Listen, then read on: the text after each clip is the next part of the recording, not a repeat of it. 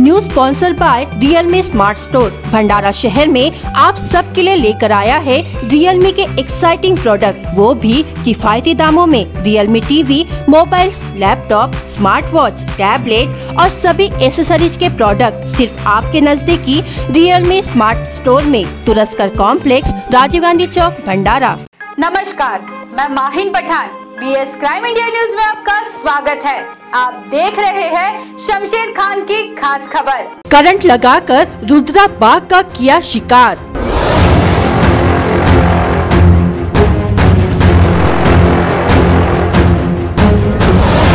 दो दिन के भीतर पकड़े गए आरोपी।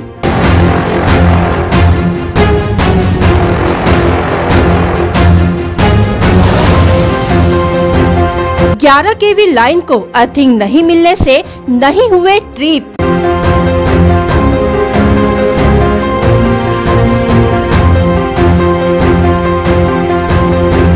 क्या रुद्रा बाघ की जांच के लिए विशेष टीम का गठन होगा या नहीं?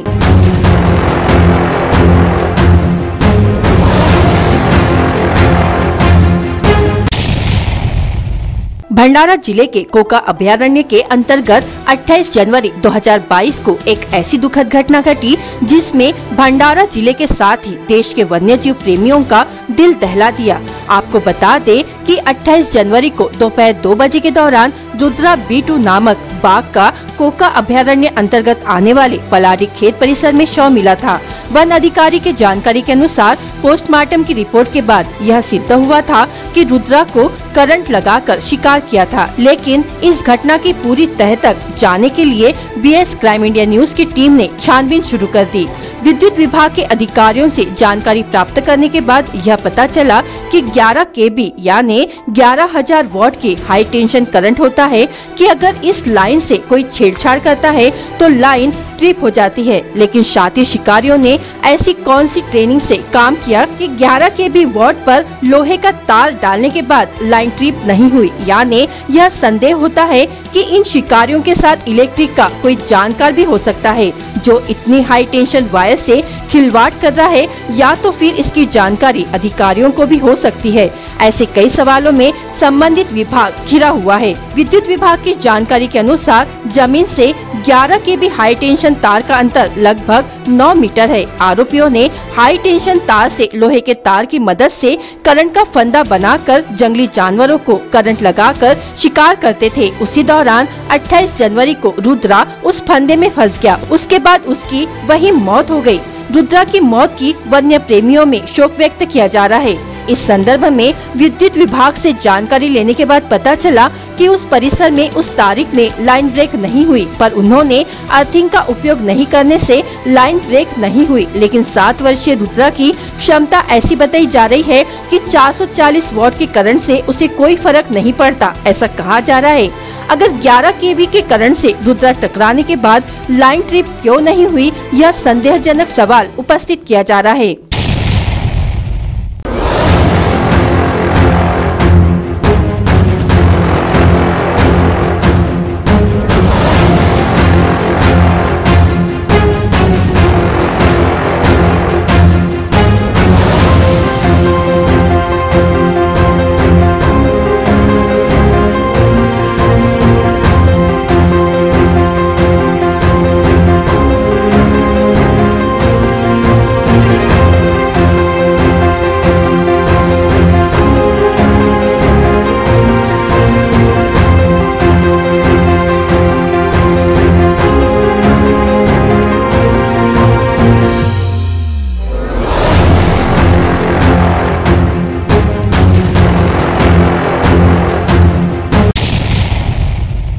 कोका अभयारण्य से करीबन 5 किलोमीटर अंतर पर यह घटना हुई। रुद्रा की मौत के बाद 25,000 रुपयों का इनाम घोषित किया गया था और कुछ ही घंटों में एक आरोपी को पकड़ा गया और बाकी आरोपियों के फरार होने की घोषणा भी की गई। यदि वन विभाग को यह मालूम था कि आरोपी कौन है, तो फिर इनाम की घोषणा क्यों की?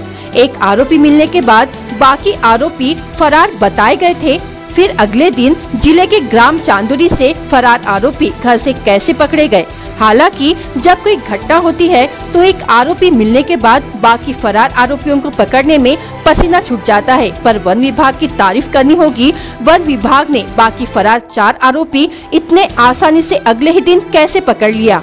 यदि आरोपी कई वर्षों से शिकार करते हैं, वन विभाग ने स्वयं बताया कि यह पुरानी शिकारी है, तो फिर अब तक इन पर कोई कार्रवाई क्यों नहीं की गई। कहीं 25,000 रुपयों की इनामी घोषणा कर कोका अभयारण्य ने गुमराह तो नहीं किया गया था। ऐसे कई सवालों में कोका अभयारण्य घिरा हुआ है। अभी देखना है कि वन विभाग इसकी पूरी तरह से जांच पड़ताल करेगा तो रुद्रा की मौत का सच सामने आएगा और कितने एवं कौन कौन आरोपी इस षड्यंत्र में शामिल है, इसका खुलासा होगा पार्ट 4 में।